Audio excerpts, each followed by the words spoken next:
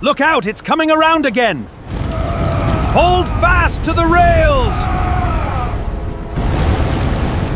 The ancient world believed the ocean did not merely hide monsters, it concealed punishments created by the gods themselves.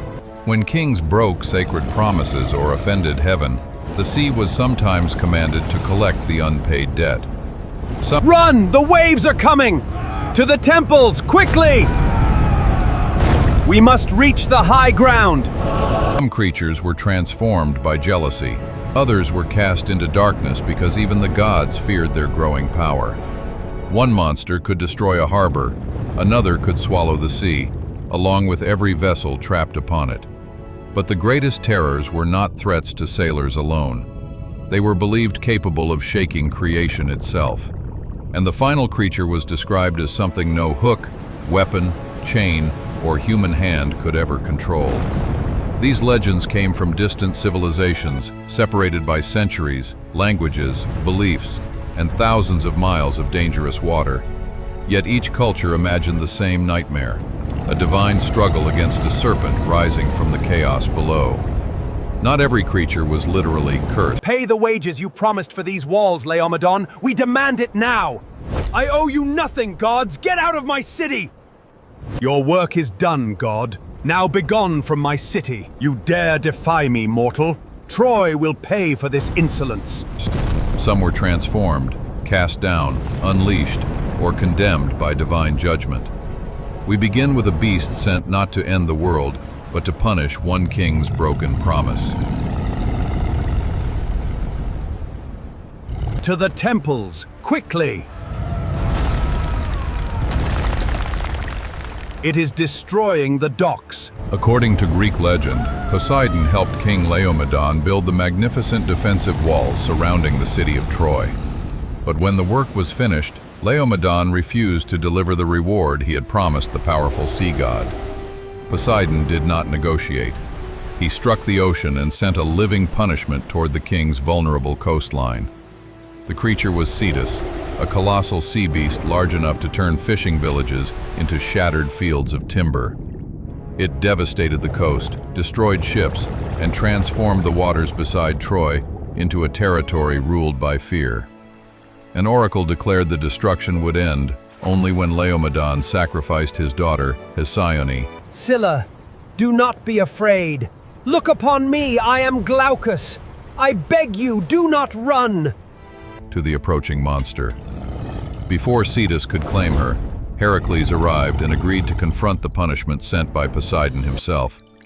The hero attacked the gaps in Cetus's armor, killed the beast, and rescued the terrified princess from the rocks. But Cetus hunted in open water. The next monster waited beside a narrow passage where escape was almost impossible. In one later telling, Scylla was not born monstrous. She began as a beautiful and independent sea nymph. The sea god To the oars, men! Pull! Look out! She's got the mast! Get below deck, quickly! Pull, men! Pull for your lives! Steady now! Gods help us, she's upon us! Row faster! Give way together! Pull! We must clear the cave! Pull! Glaucus desired her, but Scylla rejected him and fled whenever he attempted to approach.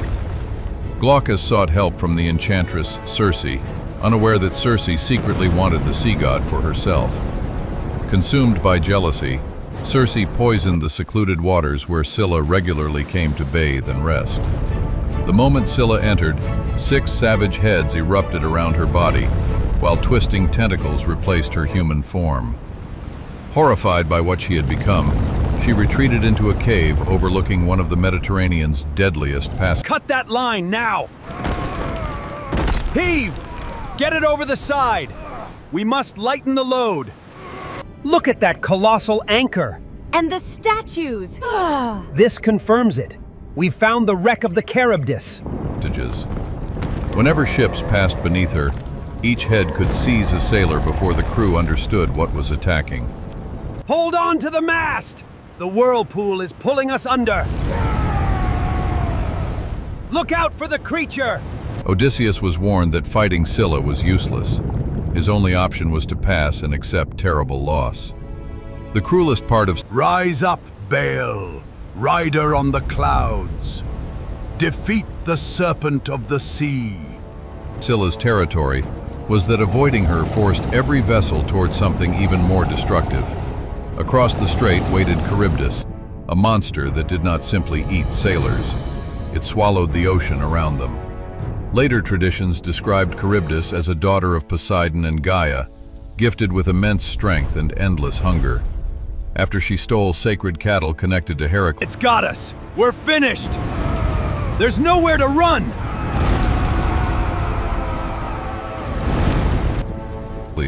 her actions drew the anger of Zeus, ruler of Olympus.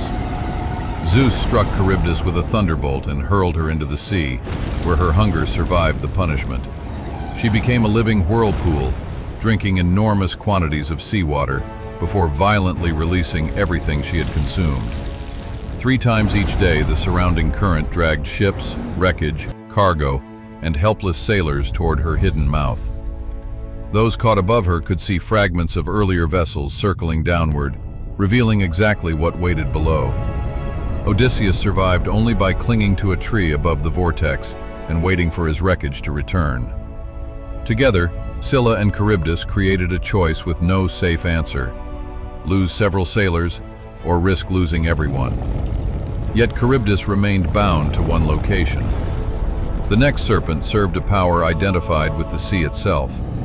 Its story survived on broken clay tablets discovered within the ruins of an ancient city beside the Mediterranean. Hail the gods! Drink deep from the cup of stars! Let the water... The creature was Lotan, a twisting sea serpent associated with Yam, the ancient Ugaritic power of the sea. Yam demanded authority over the other gods, and Lotan embodied the violence and chaos supporting his dangerous claim. Because the surviving tablets are damaged, parts of Lotan's appearance remain uncertain, making the creature even more mysterious. The texts describe a fleeing, twisting serpent, possibly with 7 heads capable of surrounding an entire merchant fleet. Opposing Yam was Baal, a storm god who could not establish order while the sea remained undefeated. Their conflict became more than a battle between deities. It represented order struggling against the violence of chaos. Lotan was eventually Pull! Pull harder! The serpent is upon us. defeated, but the image of the twisting sea serpent refused to disappear from human memory. Its language and imagery I see the great wolf Fenrir break his chains. I see hell beckon the dead. And the echoed through later traditions, including descriptions of another coiled monster known as Leviathan. Lotan served the sea. The next being was far older, a primordial ocean from which the gods emerged. Her story survived in Babylon's great creation epic, where the birth of the world began with ancient water. Tiamat was not originally an evil beast. She personified primordial saltwater and became mother to generations of gods. Her waters mingled with those of Apsu, and from their union, the earliest divine beings entered existence. As the younger gods multiplied, their Blast this line! The beast is gone! Save us, great Thor! The storm is too strong! Feel the might of Mjolnir. noise and conflict disturbed the ancient powers who had existed before them. After Apsu was killed, Tiamat's grief transformed into fury, and the Mother of Gods prepared for war. She created an army of terrifying beings, filled their bodies with poison, and placed them under divine command. The younger gods promised supreme authority to anyone capable of defeating her. Only the storm god Marduk accepted. Marduk trapped Tiamat with powerful winds, forced her mouth open, and fired a divine weapon into her body. After defeating her, Marduk divided her vast form and used it to shape the structure of the cosmos. Her exact appearance remains. Look out! Man overboard! Help me! We're sinking! Remains debated, but her role is clear. The primordial sea became creation's greatest enemy. Tiamat became the world. The next serpent grew so immense that it wrapped its body around the world. Jörmungandr was one of 3 feared children born to Loki and the giantess Angrboda in Norse mythology. The gods learned that Loki's children would play central roles in the destruction foretold to come at Ragnarok. Attempting to contain the danger, Odin seized the young serpent and threw it into the ocean surrounding Midgard. Instead of dying, Jörmungandr continued growing until its enormous body stretched around the entire realm of humanity. Eventually, the World Serpent reached its own tail, forming a living boundary around all of Midgard's oceans. Thor once attempted to catch the serpent by lowering the severed head of an ox as bait. When Jörmungandr surfaced, Thor raised Mjolnir, and God and serpent faced the enemy destiny had chosen for them. The line was cut, and the serpent escaped beneath the waves, delaying a battle neither opponent would survive. At Ragnarok, Jörmungandr rises from the sea, poisoning the sky before confronting Thor for the final time. Thor kills the serpent, walks only 9 steps, and then falls from its venom. Victory becomes mutual destruction.